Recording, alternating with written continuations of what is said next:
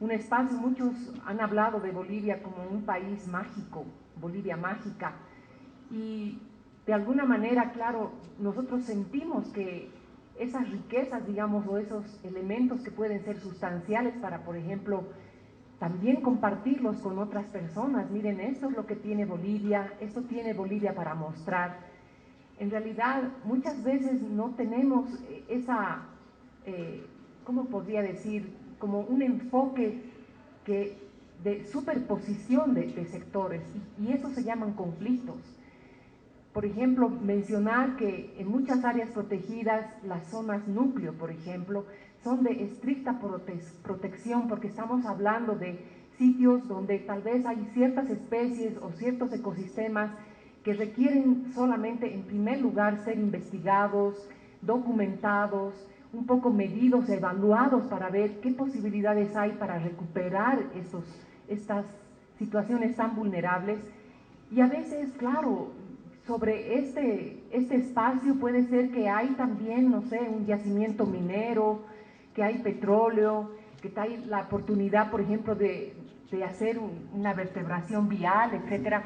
Y muchas veces no estamos preparados para ese tipo de discusión que tampoco tiene respaldo, por ejemplo, de la compatibilización otra vez legislativa.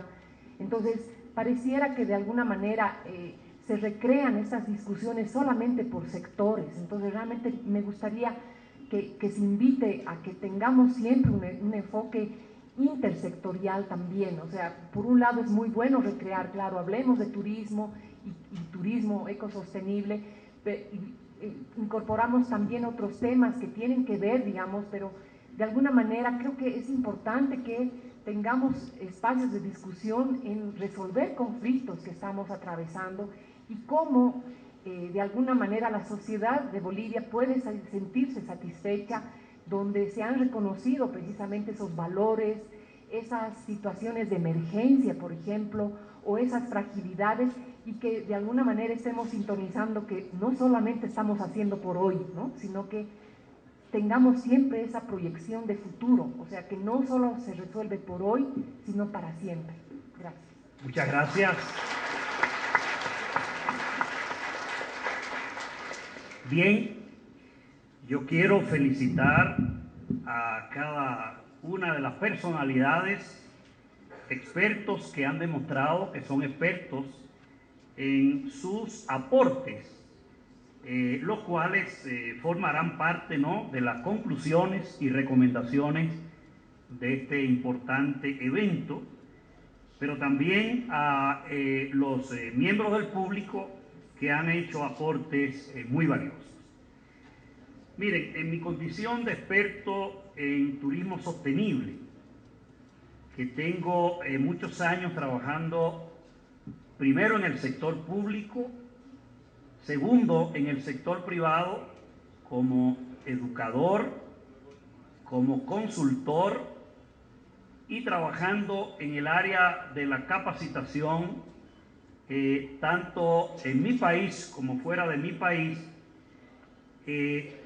quiero hacer unas apuntaciones en materia de el papel del Estado, en materia de planificador, de legislador, de regulador, de incentivador, para que un destino se convierta en ecosostenible. Lo primero es que el Estado tiene que asumir lo que se llama la decisión política. Y la decisión política no es más que legislar en materia del sector que se quiere desarrollar. Si Bolivia considera que el turismo ecosostenible es la necesidad por las tendencias que hemos visto en la conferencia, los perfiles del turista, ¿qué tiene que hacer el Estado? Tiene que declarar por ley, por lo que sea, ese sector como prioridad de Estado. Eso es lo primero. Para que haya un desarrollo de un sector tiene que haber la decisión política. Y los expertos acá pues plantearon ese tema. Un elemento que se planteó un poco marginal son los incentivos. En el desarrollo del turismo a escala mundial, no ha habido ningún destino que se ha desarrollado sin incentivos a ese sector o a ese segmento del mercado que se va a desarrollar. Y hay infinidad de tipos de incentivos. Hay estados que dicen que cómo nosotros le vamos a quitar los impuestos a los inversionistas si son millonarios. No, hay un montón de incentivos que no necesariamente tienen que ser incentivos de impuestos. La infraestructura, aquí se habló mucho, la infraestructura turística es fundamental para que un sector de la economía se desarrolle, o un segmento.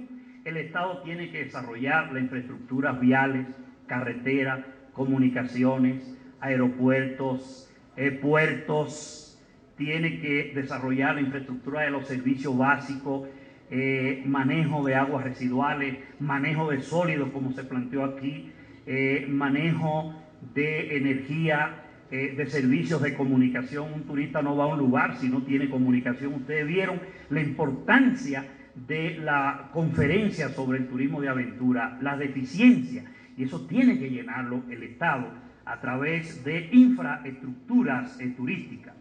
El Estado tiene que hacer alianzas del sector público y privado.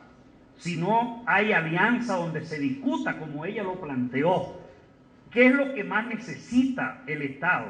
O sea, vamos a discutir, eso es, están todos los sectores públicos y privados que están vinculados al sector turismo de acuerdo con que ese es el segmento que hay que desarrollar. Tiene que haber un consenso, eso es fundamental. El Estado tiene que realizar el plan de ordenamiento turístico, territorial turístico. Eso es política de Estado fundamental. ¿Por qué? Porque si usted no hace un plan de ordenamiento, al lado de un hotel le pueden poner una minería, como bien ella dijo. O sea, hay que evitar ese tipo de conflicto. Entonces, solo se logra cuando el Estado organiza el territorio. Eso es fundamental. El Estado tiene que asumir a través de los sectores que tienen que ver con el turismo, las áreas protegidas, el inventario nacional. O sea, hay que hacer un inventario porque esa es la base de la elaboración del producto. Hay que hacer un plan maestro de desarrollo del turismo sostenible. No solamente el ordenamiento, el inventario, no, el plan maestro que tiene que decir por dónde debemos ir y hacia dónde vamos y ponerle plazo a ese plan maestro de desarrollo. Dentro de ese plan maestro está el plan de marketing. Y el plan de marketing tiene que fundamentarse primero en un estudio de mercado. Porque bien ella dijo, ¿es eso lo que quieren los turistas, lo que le va a ofrecer Bolivia? No, tiene que ser a partir de un estudio de mercado que va a decir, dentro de los mercados meta, qué es lo que quieren para entonces planificar qué es lo que le va a ofrecer Bolivia a ese desarrollo turístico. Y las estrategias son fundamentales. En mi ponencia yo le presenté unas 12 estrategias, o 10, 8 estrategias. Hay muchísimas. La capacitación de recursos humanos. O sea, el Estado tiene que asumirlo y ya lo explicamos. La seguridad. Señores, en un país que no haya seguridad turística, no puede haber desarrollo turístico. Y eso es una decisión del Estado. Y la seguridad turística no solamente quiere decir que no roben, que no atraquen, que no violen al turista. No, la seguridad del turismo es mucho más que eso. Es que cuando se desplace, esté seguro de llegar a su destino en el tiempo. ¿Por qué? Porque hay un transporte turístico que se lo va a garantizar. La seguridad tiene que ver con el problema de la manipulación higiénica de alimentos. Cuando yo fui asesor ambiental en el Ministerio de Turismo en mi país en los años 90, al mes yo recibía más de 2.000 quejas de turistas que tenían problemas gástricos por la alimentación en los resorts. ¿Qué fue lo primero que hice? Visitar a cada uno de los resorts. ¿Cuál era el problema? Bueno, que ponían el buffet, detrás colocaban la basura en el patio y duraba más de 24 horas, se llenaba de hongos y bacterias, los insectos llevaban en las patas los hongos y las bacterias y lo depositaban en los alimentos. Entonces, ¿qué establecimos? Una alianza con Cristal, una certificadora, y todos los hoteles tuvieron que obligatoriamente certificar la manipulación higiénica de los alimentos. Número 1. Y número 2, establecimos con carácter de obligatoriedad que todos los hoteles tenían que tener un cuarto frío para la basura orgánica. El primer año de 2.000 y pico mensual bajó a menos de 100. Porque eso tiene que ser política de Estado. Y eso es parte de la seguridad. Si yo me pongo a explicarle lo que es la seguridad turística, pasamos la noche aquí. Otro congreso. El Estado tiene que crear el observatorio turístico, que es como se llama hoy día el organismo que tiene que ser el termómetro del comportamiento presente, pasado y futuro del turismo. Porque si no medimos las tendencias a través del observatorio, si no vemos que las tendencias ya no son la oferta que creamos, entonces hay que cambiar la política. Entonces, eso es fundamental. Hay que crear las marcas. Hoy día, señores, las marcas son una de las estrategias fundamentales del mercadeo. Si los turistas no ven que un destino que se llame sostenible no tiene marca, y dentro de las marcas certificación, no van. Eso es fundamental y es papel del Estado. Las marcas, las certificaciones, las regulaciones, como se explicaron aquí. O sea, todas las empresas turísticas tienen que tener regulaciones normatizadas. Y esos son elementos fundamentales que tienen que ver con el Estado. Pero hay otro elemento importantísimo, que es la política de concienciación que se habló aquí. O sea, si la población no asume el turismo como parte de su desarrollo, de la mejoría de la calidad de vida, de que el turismo es un dador de mejoría de calidad a través de los ingresos, entonces no va a haber desarrollo. Entonces ahí el Estado, en esa alianza con el sector privado, es importante que asuma la concienciación. Esos son los 15 parámetros fundamentales que el Estado tiene que asumir. Evidentemente hay otros. Y en cuanto al sector privado, fundamentalmente es el responsable del desarrollo de la planta turística, o sea, la inversión para la construcción de las diferentes empresas que demanda ese destino con ese segmento que se planteó. Y esa inversión tiene que tener garantía del Estado. De ahí la legislación del Estado, de ahí los incentivos del Estado. Porque si no hay garantía no va a venir a invertir. ¿Por qué? Porque esa inversión juega un papel determinante en el desarrollo del turismo. ¿Por qué? Porque esa inversión genera empleo.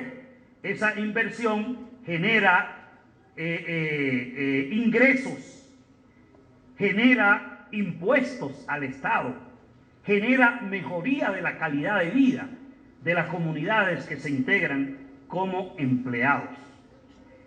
El sector privado tiene que ser el principal motor para la creación de la alianza sector público-privado. Porque si no hay una alianza entre el sector público y privado, no hay éxito. Ella lo explicó muy bien. Ya en las ferias, que constituye uno de los instrumentos de marketing, ya se le está dando participación el Estado al sector privado. En mi país se creó una cartera de financiamiento para la política de marketing, sector público y privado. ¿De qué manera? Cada turista que llega en un vuelo charter al país tiene que aportar $5 para la promoción y el mercadeo. Óigase bien, $5. Y llegan más de 5.000 vuelos charter al año a República Dominicana. Esos $5 por cada turista, ¿a qué se están utilizando? Número uno, $30 millones para el plan de marketing turístico. Y número dos, ese dinero es utilizado por el sector público y privado para ir a las ferias, para participar en todos los eventos de comercialización. Porque ese dinero lo genera el turismo y ese dinero tiene que usarlo y usufructuarlo y utilizarlo ambos sectores que son determinantes en el desarrollo de un destino turístico. El sector privado tiene que crear clúster, o sea, tiene que integrar a todo el sector empresarial y a todo el sector que le da servicio al sector turismo para, a través de ese clúster, la unión hace la fuerza, integrando inclusive al sector público, generar a través de ello las estrategias y la política de marketing del destino. El sector privado tiene que apoyar la política del Estado, las políticas de incentivos, las políticas de regulaciones, porque para eso tiene que ver la alianza, donde se discutan cuáles van a ser las políticas a implementar y tiene que darle apoyo, porque si no le da apoyo va a haber un conflicto entre el sector empresarial y el Estado y no se va a lograr el desarrollo deseado. La capacitación de recursos humanos ya se ha insistido mucho y evidentemente otro elemento que se ha aportado y que el señor Clemente lo hizo con mucha vehemencia es que el sector privado empresarial tiene que integrar las comunidades locales al desarrollo del turismo, porque entonces no es sostenible. No es sostenible. Le voy a poner un ejemplo del destino número 1 en el Caribe de turismo de aventura, Jarabacoa, un valle intramontano en nuestro país que recibe para actividades de aventura 400.000 turistas al año. Los dueños de los ranchos no son los dueños de los caballos. Los dueños del transporte no son los dueños del rancho.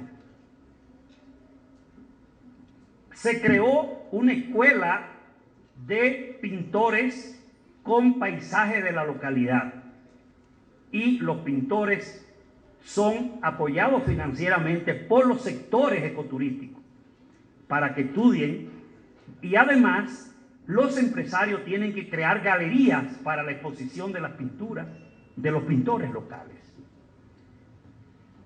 Está en Jarabacoa determinantemente prohibido que los empresarios compren los alimentos y la bebida fuera de Jarabacoa. Entonces, Jarabacoa ha desarrollado un comercio con calidad y desarrollo igual que la capital nacional. Y los dueños de los caballos, los dueños del transporte, le dan servicio a los empresarios. ¿Y quiénes manejan los caballos? Los niños. Está prohibido por regulación del Estado, que la creé cuando yo dirigía el sector ambiental y ecoturístico en el ministerio, que, óigase bien, el niño que maneja caballos con turistas y no va a la escuela, al que se sanciona es al empresario, que usa ese joven, ese niño, con los caballos para darle servicio al turista. Óigase bien, se sanciona al empresario. Y eso está establecido y regulado. Y otra cosa, en Jarabacoa hay responsabilidad social empresarial. Los empresarios tienen que apadrinar las escuelas, tienen que crear centros de recreación, centros deportivos, tienen que mejorar las condiciones de las carreteras, etcétera, etcétera. Y el consumo de productos del campo lo produce el campesino de Jarabacoa, pero tiene que producirlo orgánico. Orgánico. Entonces, como ustedes ven, se ha creado una cadena de producción turístico con un clúster que maneja todo esto, y evidentemente Jarabacoa es el municipio de mayores ingresos y de mejor calidad de vida de la población, porque ha habido una integración global. Eso es lo que se llama un destino sostenible, y eso es lo que tiene que luchar el sector privado a través de la integración de las comunidades locales. Esos son los elementos, los parámetros fundamentales para que un destino logre convertirse en un destino ecológico sostenible. Muchísimas gracias a los distinguidos participantes. Muchísimas gracias a ustedes por soportar esta perorata, y esperamos que haya sido de provecho para ustedes. Muchas gracias.